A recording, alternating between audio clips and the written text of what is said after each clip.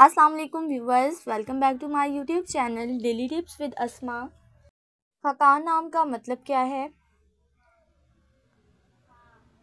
खाकान नाम का शुमार लड़कों के नामों में होता है।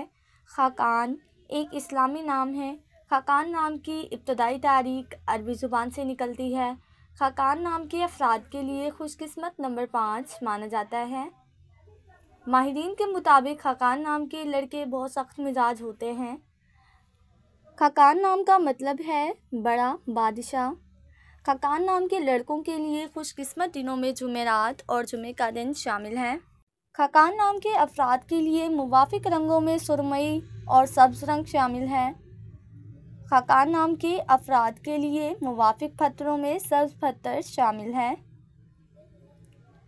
खुशकिस्मती वाली धातु में हिंसों के हिसाब से कांसी और लोहा शामिल है।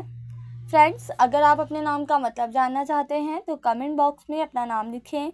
इंशाल्लाह हम आपके नाम की वीडियो ज़रूर बनाएंगे। Thanks for watching. अल्लाह हाफिज़।